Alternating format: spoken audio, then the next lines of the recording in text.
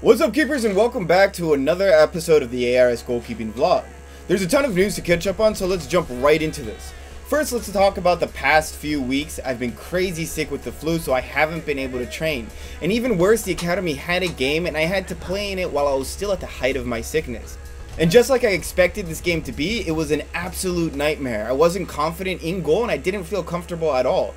I also couldn't feel like I could kick a ball further than 10 feet, but luckily my guys were able to bottle up the game early. In the first half, we actually only played with 10 players. We had a lot of other players that were sick and couldn't play, but I was the only keeper in the academy at the time, so we needed me in goal.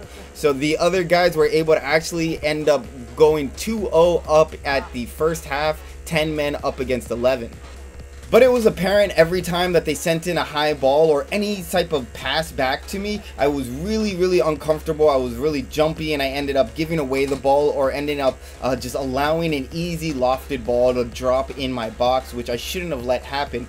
And soon enough, any team will take advantage of a keeper making big mistakes or a keeper that's very uncomfortable or very jumpy, and they ended up bringing the game back and making it a little bit closer, but we were able to win. I will put out a video on what you're not supposed to do in a game, and I'll cover a few of the mistakes that I did that were some pretty big mistakes that had a lot to do with mental issues and just overall not feeling comfortable, going into the game sick and just not feeling correct. And I shouldn't have jumped in goal, but I had to go in there since we had most of our guys sick and we didn't have another goalkeeper.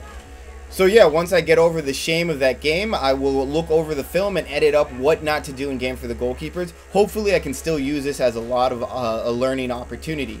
And there's also a lot of news happening in the professional world. You might have heard that Manuel Neuer fractured his foot in his game against Madrid, where I personally believe the officials totally threw the game. Bayern was playing extremely well, and if they're going to give the yellow card that they gave to Vidal, they could have given it much earlier to the Madrid player that was playing on a yellow card that made the penalty tackle and just made a bunch of other very nasty tackles that could have been ending in a red.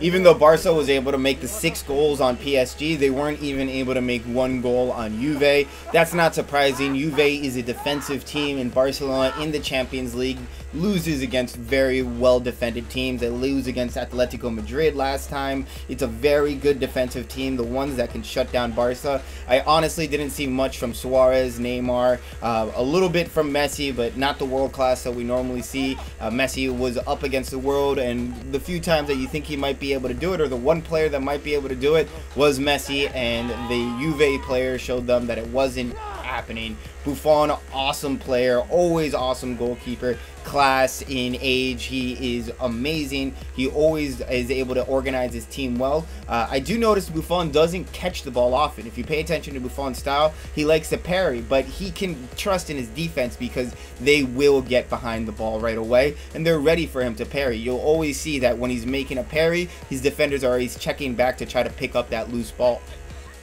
So this leaves Madrid, Atletico Madrid, Monaco, and Juventus in the Champions League. Who do you think is going to take it all? On the other side, we have a ton of glove reviews coming and more new gloves coming in.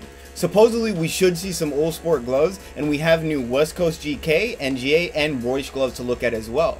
I'll be working my way back into my comfort zone coming from being out from the flu and my terrible game, so I should be doing some keeper workout and technique videos. I'm interested in what you all are looking forward to. We're so close to 100k subs, so I want to do everything possible to get the next level.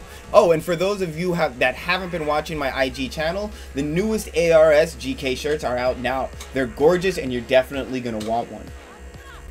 And for those of you that have been watching the soccer volleyball that we were playing, this is just one of the sessions that I do with my academy players. This is our Friday session that we recently did. We had a lot of fun. If you would like to see the full video or the better highlights with the sound and hear what's going on, just let me know and I'll try to have it up for this weekend. We have a lot of great players that have amazing technique. It's super difficult to control the ball and move under it in the sand situations, so that's why we love to use the volleyball nets and play football volley. It's a very fun game and we have a lot of different rules. We start out making it so that you have to touch the ball 15 times in between the players with only 2 touches per player, and we let them see how well their technique is and how well they can control the ball while moving under it with the sands trying to slow you down.